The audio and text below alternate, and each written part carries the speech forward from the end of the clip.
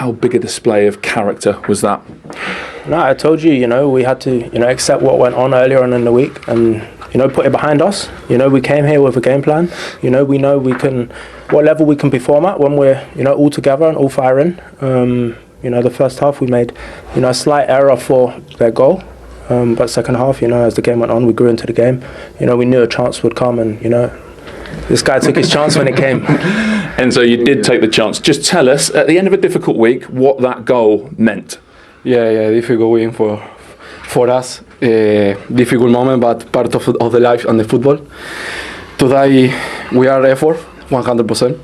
I'm happy for the team. You mentioned the game plan in your first answer. Just tell us about that game plan, who came up with it, and how it seemed to evolve at half-time and then during the course of the second half. No, I mean, it was, first of all, credit to the staff that stepped up. They haven't been in this role before, to come to City away, as your first game, first team game, is difficult. We had to, adapt fast. The first half, we felt they had too much of the ball. We had to make slight adjustments. In the second half, we came out, with a slightly different plan.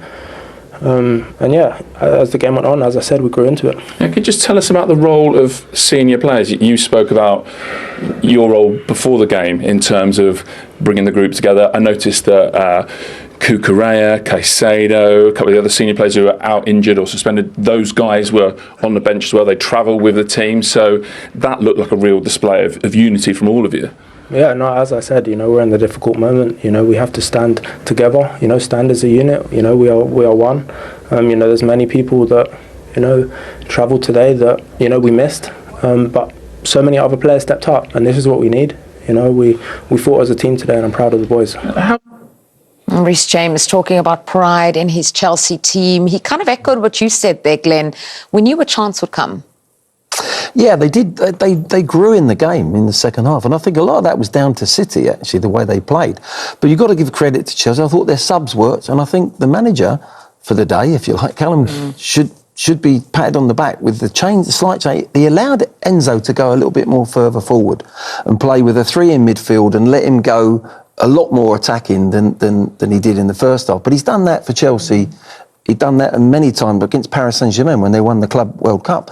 They played in that position, and he closes people down in that position, but he actually gets into the box and does what he did in the end and gets the goal. So there's a lot of things. Delap did well, so the shape was good, what they did at half-time, and then the individuals did well that went on from the bench. And that, from any manager, it doesn't matter if it's your first game or your 100th game, that's what you need from your bench. And I think the change at half-time, I think it was more an emphasis. We're going to go out there and play our football. We've defended well. They've gone 1-0 up. We haven't conceded the second, but it worked well defensively. You could see how they'd worked as a defensive unit.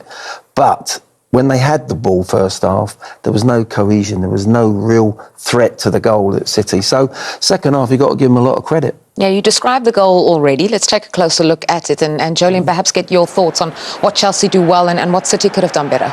Well, Chelsea got the ball wide and created a 1v1 and did well, exceptionally well, runners off the ball. But from a City perspective, like Chelsea did in the first half, adapt to a back 5, a back 6 even. And could the first person engaging Gustavo, could that have been Daku rather than be so narrow?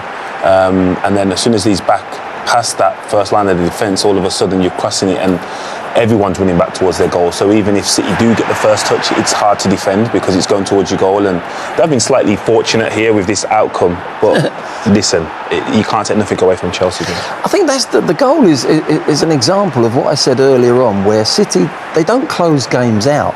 And that comes from their philosophy. That comes from the manager. They could have easily kept the back 4 intact in overtime. They've got, 6 or 7 minutes. Back 4, 2 fullbacks, don't you dare go over the halfway line. Wingers come back, and it would have been the winger that was going out to Gusto. So at the end of the day, they would have had cover in there. That's not the City way. But if you want to see a game out, because you could smell Chelsea were dangerous second half. They were always looking to be on the break, and they got themselves in some really good positions. So they could have closed the game out quite easily, City, and got the 3 points. And I think that's something that they have to sort of have a little look at. Yeah, it is the first time since August that they failed to win in successive league matches. Manchester City, you could see the reaction on the face. You could see the disappointment on the faces of the players. Even Pep, they were quite glum after. How damaging do you think this is? Yeah, it's damaging. And it's always worse, especially when you concede in extra time, injury time. So it would feel a lot worse than probably it potentially is towards the end of the season. But they'll know, Arsenal winning yesterday, they needed to keep momentum going and use this opportunity to get closer and not consider the Sunderland result a negative. But now 2 back-to-back draws isn't great. But there's still opportunities to claw some points back. They'll have to now gain a level of confidence and momentum that they can't afford to drop points again before Arsenal do. Yeah, and you both said it at half-time, the fact that, it is only 1-0, they need to get a second goal pretty soon. When you consider how dominant they were, just looking at some of the numbers during that interview, in every single metric, City dominated this game, except for where it really counted. Yeah, I think second half was a strange performance for me. Normally, they weren't the normal City that were really penning Chelsea in, and Chelsea couldn't get out, and the ball was coming back again. They were far too open, and it looked like a team that was, can I say, like 3-0 up.